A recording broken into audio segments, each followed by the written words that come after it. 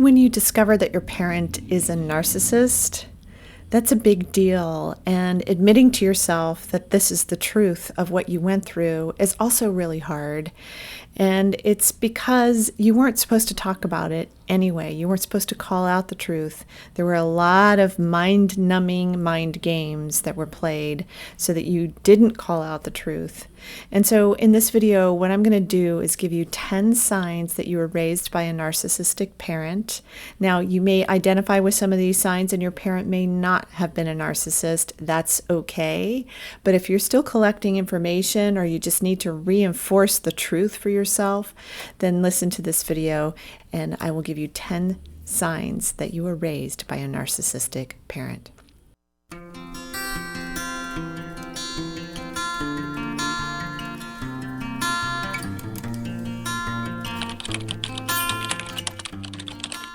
Hi, I'm Dr. Meg Haworth. I am a transpersonal psychologist, a holistic nutritional chef, and best-selling author of Get Well Now, Healing Yourself with Food and the Power of the Mind. And I help wounded ACONs, adult children of narcissists, become healed icons. Now, what's an icon? An icon is someone who's independent, confident, original, and naturally you. I offer holistic solutions to help you heal the emotional root cause of illness and pain and persistent symptoms in the body, to help you release the psycho-emotional stress that you may be holding in your body and in your energy system. So let's go with those 10 signs that you may have been raised by a narcissist. Number 1 is you're really hard on yourself. You may be a total perfectionist. You got to try to get it right all the time. And one of the reasons you're trying to get it right all the time is because you were trained to jump through hoops constantly for the narcissistic parent. You had to do whatever you could to get it right, but the only problem was that there was always a trap present, and that trap was you can't ever get it right. So you can be very hard on yourself. You can beat yourself up for things. You can be mean to yourself. And this is one of the things that if you're doing this to yourself, this is one thing that I implore with you to stop. This is really, really important to notice, hey, this is how I'm talking to myself. This is how mean I am to myself. And stop that, because what you're doing is you're recycling the voice of the narcissistic parent in your head. And you do not have to recycle that voice. You have your own voice. And so you need to find that voice. And that's one of the things I help my clients with, is finding that voice so that you can use that voice to help yourself heal and to help yourself be yourself, to be that naturally you person. The number 2 sign that you were raised by a narcissistic parent is you don't feel like you measure up. So narcissistic parents set these impossible bars for their children. Now, you may meet the bar, they may tell you what their expectations are, and then you meet the expectation, but then you still get punished for the expectation, or the bar just goes higher. And so, oh, well, you could have done even better than that. So there's constant criticism. So it makes it really hard for you to see yourself and to see how talented you are, how smart you are, how great you are at something. It makes it so hard for you to see yourself, because that narcissistic parent is constantly telling you how they see you, and they don't see you as a good person. And it's only because they aren't. And they're projecting all of that onto them. It is a shame-based disorder. They're projecting that shame onto you. And so you're going to feel like you don't measure up, you don't get it right, and nothing you ever do is right. And that's the constant message over and over and over again. So as an adult, you may feel like you set impossible bars for yourself, impossible goals for yourself, or really difficult goals for yourself, and you don't give yourself a break. This goes back to being hard on yourself. And so those two things really kind of go hand in hand. In fact, many of these 10 signs go hand in hand in ways that you can learn to treat yourself differently. The third sign that you may have been raised by a narcissistic parent is that you overthink things. Now, many of us overthink things, especially in American culture. We're taught to be in our heads. We're taught to think through things. We're taught not to listen to our own internal inner voices. Now, if you were raised by a narcissistic parent, there's no way they're going to teach you to listen to your inner voice unless it's going to benefit them in some way. But it won't be for your own benefit. And that's what your inner voice is for. It's for your own benefit. So you may be overthinking things because you're in your thinking mind all the time, because you were constantly told you have to jump through this hoop and you have to jump through that hoop and you have to do this thing. And you're always trying to outrun the narcissist in your mind. You're always trying to make sure that you can minimize the damage somehow. When they come home from work and you're just like, okay, how do I, you don't know how they're going to be. And so you're trying to maybe mitigate the damage. Maybe you're trying to do that between both parents. There are just so many scenarios that are possible here that can get you in this overthinking place where you're hypervigilant, you're always looking around thinking, trying to minimize the damage. And so you can grow up to be this overthinker. So you're in your head all the time, and you know what? That's exhausting. Being in your head all the time is exhausting. And so learning to drop down into your heart, dropping down into your intuitive nature, that's going to be really important and really powerful for you so that you can go from wounded ACON to healed ICON. Number 4 is you blame yourself for most things. Now, if you were raised by a narcissistic parent, they never took responsibility for anything that they did. They never made apology. If they made an apology, it was fake and it was performative. It was only for them to get something. It wasn't a true apology, and you knew it. Everyone knew it. But for the most part, they don't ever take responsibility, so they're constantly blaming everything else on everyone else. So you may grow up taking the blame for everything that goes wrong in your relationship, things that other people did, you'll take the blame for. You will apologize to other people for things they did to you just to get the discomfort to stop. Like, this is just something that you may be doing in your relationships.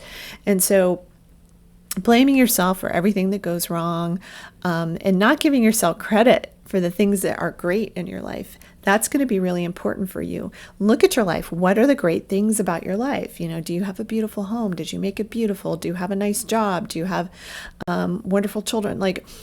Take responsibility for your own creation and for you and all of your goodness, all of the wonderful pieces and parts of yourself, the things that you've accomplished, the things that you're good at. Taking responsibility for your own self is going to be very important for you if you were in this blame shifting kind of reality with a narcissistic parent every single day. Number 5 is you don't trust yourself and you don't trust others well either. This is a big thing that I see with adult children of narcissists, is they don't have that connection to the inner voice, or if they do, that inner voice is spotty at best. And so developing your intuitive nature is going to be very important for you, getting connected with that part of yourself, learning to feel. A lot of narcissistic parents will disconnect you from your own feeling nature because you're always trying to minimize the damage and you're always trying to get it right for them. So you may get really disconnected from your own emotions.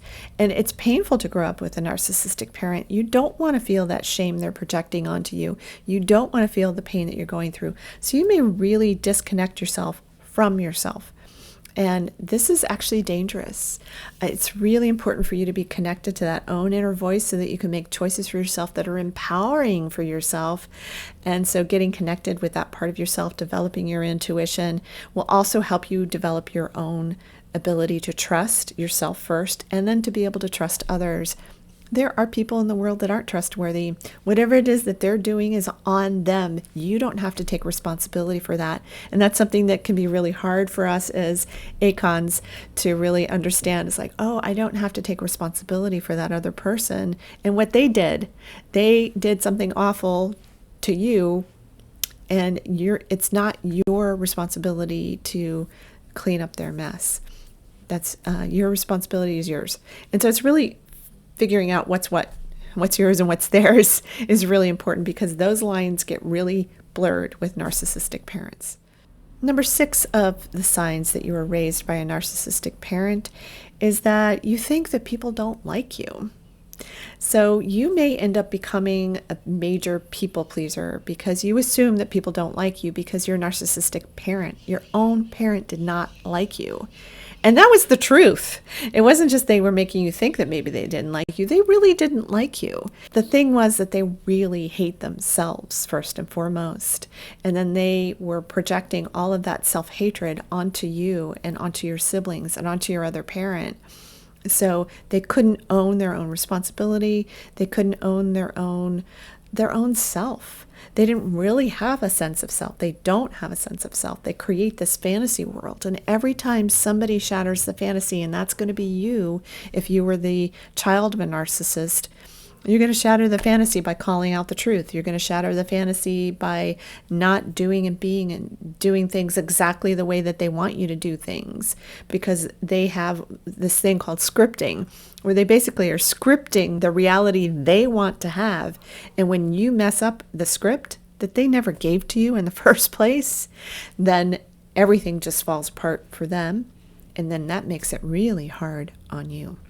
So you may think that people don't like you for all of those reasons, because you're not getting it right, because you're not good enough. You may be ruminating in your head about conversations that you had with other people, like maybe you went to a party and you're just like, oh, why did I say that? Why did I do? Oh, what an idiot. And so you're putting yourself down. This goes back to being hard on yourself, beating yourself up. And this is a behavior that you can change.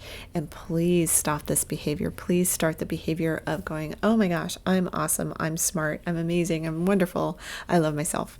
So please rethink the way that you're talking to yourself, and also learn to really like yourself, because then it won't matter whether or not a person likes you or doesn't like you.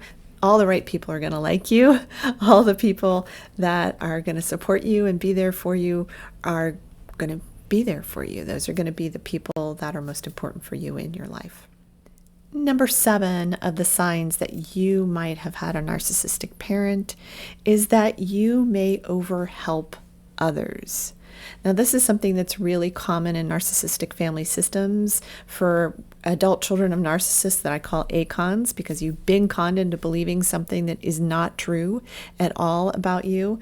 So you may overhelp others because you had to do everything for the narcissistic parent. So as an adult, maybe you go to somebody's house for a dinner party and you start cleaning up the house and clearing things and doing the dishes without asking. You just do it because you're overhelping. You're an overhelper, and you're thinking, oh, that's going to be helpful to my friend who did all of this stuff and made this nice dinner for us. But it's always good to ask, do you need help? Do you want help? Because if they may not want help, they may really, want, like, they just want their people to relax and enjoy the evening. So it's really important for you to look at yourself, look at your life, and do you overhelp others? Because when you overhelp somebody, you can actually hinder their process. They may need to be doing something, especially if you're doing this with your own children. They may need to learn something on their own. You can't jump in there and do everything for them. You need to let them have their own experience. And that's a super important thing. So overhelping people, this codependent behavior, is something that a narcissistic parent can really instill in their child, because you had to do everything for them. You had to jump through hoops for them. You had to process their emotions. You had to take on their shame, their guilt, their pain. You had to take the blame for everything. So you may be so used to overhelping, you become this major people pleaser, and you're not even thinking at all about what you need and what you want. Maybe you want to relax at that dinner party at your friend's house. So it's just one example of a way that you might be overhelping people. Number 8 of the signs that you might have been raised by a narcissistic parent is very similar to number 7. It's that you put everyone else first.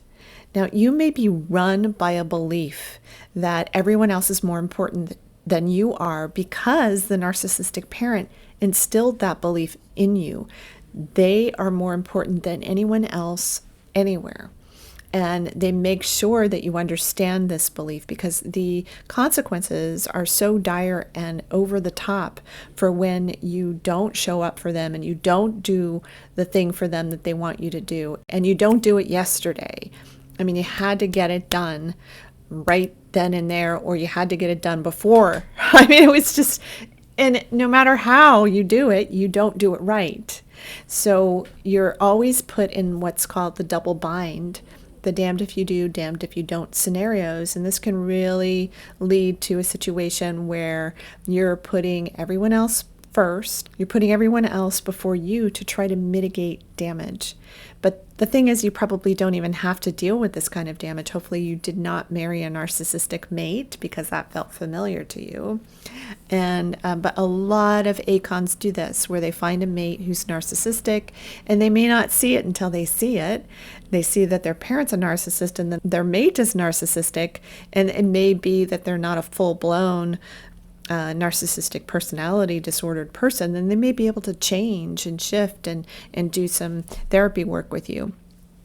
But that remains to be seen. The most important thing is that you need to take care of yourself, focus on yourself, give help to yourself, and stop focusing so much on other people and making other people more important than you are. That's going to be a really, really important move for you to make if you were the adult child of a narcissist. Number 9 of the 10 signs that you were raised by a narcissistic parent is that you ruminate and you obsess over specific things gone wrong. And these specific things that have gone wrong may be so tiny, and they may not have actually been things that went wrong. It's just that in your mind, they went wrong. Like you said something to somebody, and you're going over that conversation over and over and over again in your head, and you think, oh my gosh, do they like me? Did I say something stupid? Did I get it wrong? Did I offend them? Did I, like you might over and over and over this conversation in your head, so that you're getting to the point of obsession and you're making things really hard on yourself. And you may do this a lot. You may have arguments in your head with other people because you're trying to do this preemptive strike to try to mitigate damage. That's something that you will have been trained to do. You're trying to make things better. You're trying to, especially if you're empathic, intuitive, sensitive, if you were the family scapegoat, or if you were the invisible child or the enabler, you might be more likely to have these 10 signs. Golden children don't always have these signs, but you may start to see that you do. They're treated differently. And if you haven't seen my video yet on the roles that narcissistic parents place you in, go ahead and check out that video. Okay, so ruminating, obsessing over things that haven't even happened yet. You might have catastrophic thinking, where you're thinking about this awful thing that could happen in the future that hasn't actually happened and probably maybe never will happen, but you're obsessing over it and you're thinking about it a lot. And so that's a rumination thing that can also be stopped. It's something that, again, you were trained to do if you had a narcissistic parent. Number 10 of the signs that you might have been raised by a narcissistic parent is that you have stress-related illness and physical symptoms that you know are caused by the emotional experience of being emotionally abused every single day. And maybe you haven't quite made the connection between those two things, but this is a really important thing for you to look at, because the research is there and it is solid that there is a direct link between abuse as a child before the age of 18 and illness later on in life. The way that I see it is that you have been drained emotionally. You have been serving as an emotional sponge for the narcissistic parent, especially if you're an empath and a sensitive. You've been taking on the shame, you've been taking on the guilt, you've been taking on the pain that they are unwilling to process. And so you may have these stress-related illnesses. You may have stomach problems, migraine headaches that are recurring. You may have digestive issues. You may have cancer.